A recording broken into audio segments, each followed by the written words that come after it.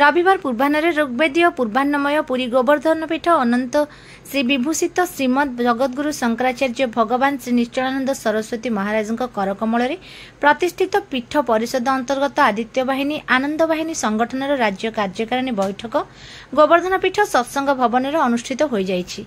एही बैठक में पंडित मातृप्रसाद मिश्र जी अध्यक्षतार 12 थर हनुमान चालीसा पाठ सहित दीप प्रज्वलन पूर्वक गुरुजी महाराज पुष्पांजलि अर्पण कर कार्यक्रम को आरंभ करा जायथिला। आलोचना मुख्य बिंदुगुड़िक मध्यरु समस्ते विशेष भाव में निम्नलिखित बिंदु उपर मत प्रकाश करथिले। प्रथम, आसंता शंकर जयंती कार्यक्रम सह महाप्रभुଙ୍କ रथयात्रा समय सेवा जोगाई देबा।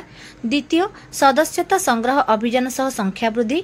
तृतीय, राज्य में सांगठनिक शाखा विस्तार आलोचना सह और प्रवास कार्यक्रम उपर प्रमुख आलोकपात होइथिला।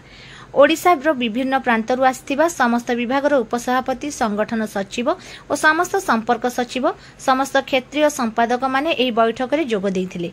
शांति पाठ सहित धन्यवाद अर्पण करी बैठक शेष होइथिला।